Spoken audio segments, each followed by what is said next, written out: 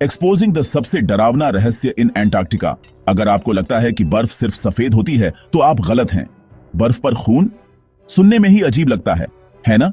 सोचो, अंटार्कटिका की सफेद चादर में घूम रहे हो, चारों तरफ बर्फ ही बर्फ, दूर दूर तक फैली सफेदी, चारों तरफ शांति, ठंड और बर्फ। हवा भी इतनी ठंडी कि सांस लेना मुश्किल हो जाए। तभी अचानक एक ग्लेशियर से लाल रंग की धारा बहती दिखती है, बिल्कुल खून जैसी, दिल दहल जाए, है ना? ऐसा नजारा किसी ने सपने में भी नहीं सोचा होगा। सब लोग हैरान, कोई बोलता है टमाटर की चटनी गिर गई, कोई डर के मारे चुप। कुछ लोग तो सेल्फी लेने लगते हैं तो कुछ दूर से ही देखते रह जाते हैं। सफेद बर्फ पर वो गाढ़ी लाल धार किसी हॉरर मूवी से कम नहीं लगती। ऐसा लगता है जैसे बर्फ ने कोई भयानक कहानी छुपा रखी हो। दिमाग में सवाल घूमने लगते हैं, क्या कोई जानवर मरा है, ज्वालामुखी फटा है, या बर्फ का पहाड़ रो रहा है, या फिर ये कोई रहस्यमयी बीमारी है? ये कोई मजाक नहीं, ये जगह सच में है। नाम है ब्लड फॉल्स, यानी खून का झरना। दुनिया के सबसे ठंडे और वीरान इलाकों में से एक में ये अजूबा छुपा है। सोचो, अपने दोस्तों को बताओ कि खून का झरना देखा, कोई मानेगा भी? शायद सब हंस पड़ें या फिर यकीन ही न करें।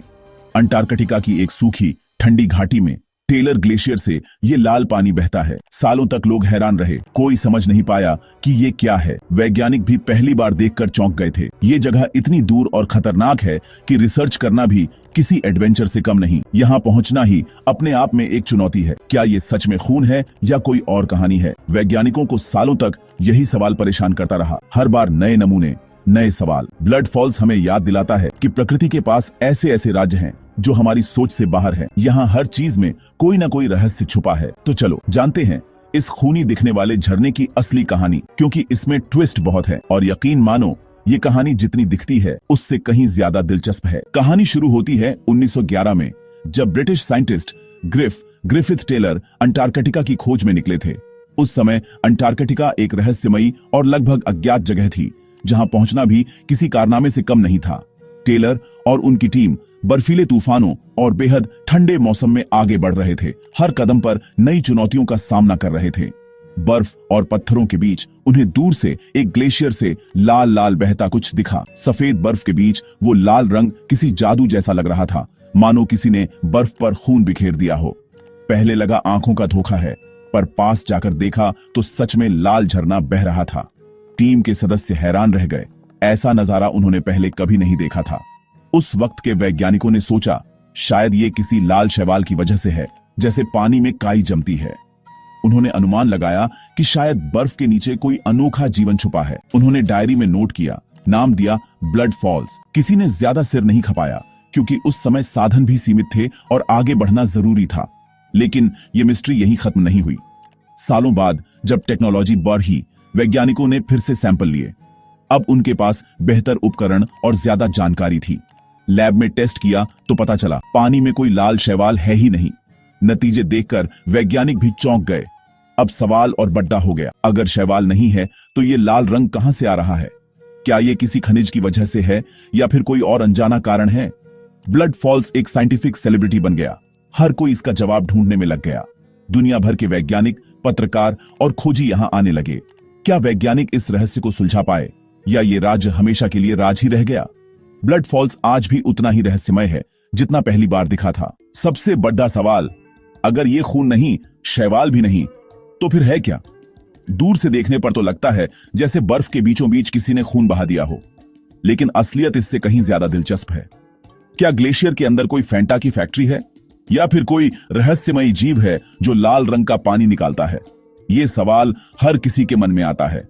असल में जवाब बहुत सिंपल है, जंग। वही जंग जो लोहे पर लगती है, लेकिन यहां ये जंग बर्फ के नीचे छुपी एक अनोखी प्रक्रिया से बनती है। ब्लड फॉल्स का पानी एक बहुत पुरानी झील से आता है जो ग्लेशियर के नीचे करीब 400 मीटर गहराई में दबी है। ये झील पूरी तरह बर्फ से ढकी हुई है और बाहर की दुनिया से बिल्कुल अलग थलग है। ये झील लाखों सालों से दुनिया से कटी हुई है, न सूरज की रोशनी न हवा। यहाँ का माहौल इतना अलग है कि वैज्ञानिक भी हैरान रह जाते हैं।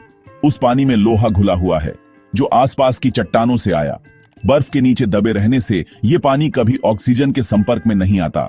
जब ये लोहे वाला पानी ग्लेशियर की दरार से बाहर निकलता है और पहली बार हवा से मिलता है तो ऑक्सीडेशन होता है, यानी जंग लगती है। यही वजह है कि पानी का रंग गहरा लाल हो जाता है। जंग का रंग कैसा? लाल। और यही लाल रंग दूर से देखने पर खून जैसा लगता है। तो ब्लड फॉल्स का पानी असल में जंग वाला पानी है, खून नहीं। ये नेचर का कमाल है जिसमें विज्ञान की सच्चाई छुपी है। सुनने में एंटी क्लाइमेक्स लगे, पर यही साइंस है। डरावनी चीजों के पीछे सिंपल लॉजिक, और यही लॉजिक हमें नेचर की असली खूबसूरती दिखाता है। लेकिन असली कहानी तो अब शुरू होती है। क्या उस अंधेरी ऑक्सीजन फ्री झील में कुछ और भी है? क्या वहां जीवन के कोई अनोखे रूप छुपे हैं? चलिए आगे जानते हैं। चलो जंग वाली बात को और समझते हैं। उस झील में ऑक्सीजन नहीं है, इसलिए लोहा पानी में घुला रहता है, जंग नहीं लगती। जैसे ही पानी बाहर आता है, हवा से मिलते ही आयरन ऑक्साइड बनता है, यानी जंग, और पानी हो जाता है गहरा लाल। ग्लेशियर के अंदर का पानी ट्रांसपेरेंट है, बाहर आते ही लाल हो जाता है, जैसे जादू। ग्रिफिथ टेलर भी इसी वजह से कंफ्यूज हो गए थे। उन्हें लगा रंग पानी के अंदर से आ रहा है, असल में वो बाहर बनता है। ब्लड फॉल्स दिखाता है कि केमिस्ट्री कितनी मजेदार हो सकती है। प्रकृति खुद सबसे बड़ी लैब है। अलग अलग तत्व जब सही माहौल में मिलते हैं तो चौंकाने वाले नतीजे देते हैं। अब सवाल ये, अगर उस झील में ऑक्सीजन और रोशनी नहीं है तो क्या वहां जीवन हो सकता है? चलो जानते हैं उस झील के अंदर की असली जिंदगी के बारे में। जब वैज्ञानिकों ने लाल रंग की मिस्ट्री सुलझा ली तो कुछ जिज्ञासु दिमागों ने पानी के सैंपल माइक्रोस्कोप के नीचे रखे, और वहां जिंदा बैक्टीरिया, ऐसी जगह जहां न सूरज, न ऑक्सीजन, न गर्मी, फिर भी जीवन। ये एक्सट्रीमोफाइल बैक्टीरिया हैं जो बिना ऑक्सीजन के जिंदा रहते हैं। सवाल, ये सांस कैसे लेते हैं? एनर्जी कहां से लाते हैं? इन बैक्टीरिया ने ऑक्सीजन की जगह पानी में घुले आयरन और सल्फेट से एनर्जी लेना सीख लिया। ये केमोसिंथेसिस करते हैं, यानी केमिकल रिएक्शन से खाना बनाते हैं। ये बैक्टीरिया लाखों साल पुराने हैं। जब झील खुली थी तब से वहीं हैं। ग्लेशियर ने झील को ढक लिया, ये बाहर की दुनिया से कट गए, लेकिन सरवाइव करते रहे। ब्लड फॉल्स अब सिर्फ जंग वाला झरना नहीं, बल्कि एक छुपी हुई प्राचीन दुनिया की खिड़की है। यह सब पता लगाना आसान नहीं था। अंटार्कटिका में रिसर्च करना मतलब -50 डिग्री, बर्फीली हवाएं और 400 मीटर बर्फ के नीचे छुपी झील। सीधा छेद करते तो बाहर के बैक्टीरिया अंदर चले जाते, इकोसिस्टम खराब हो जाता। वैज्ञानिकों ने sterilised hot water drilling system से बर्फ में पतला छेद किया और एक सील्ड प्रोब से झील का सैंपल लिया। बिना बाहर की हवा या बैक्टीरिया के टच के सैंपल लैब में पहुंचा। डीएनए सीक्वेंसिंग से पता चला कम से कम 17 अलग अलग बैक्टीरिया की प्रजातियां वहां हैं, और ये बाकी दुनिया से अलग है।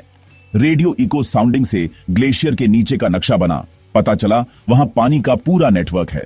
ये रिसर्च सालों चली, हर कदम पर नई मुश्किलें आईं, कभी मशीनें फेल, कभी बर्फीले तूफान, लेकिन वैज्ञानिकों का जुनून कम नहीं हुआ। इसी वजह से आज हम ब्लड फॉल्स के राज जानते हैं। पर क्या इसका महत्व सिर्फ पृथ्वी तक सीमित है? ब्लड फॉल्स एक टाइम मशीन जैसा है। हमें उस दौर में ले जाता है जब पृथ्वी पर ऑक्सीजन कम थी।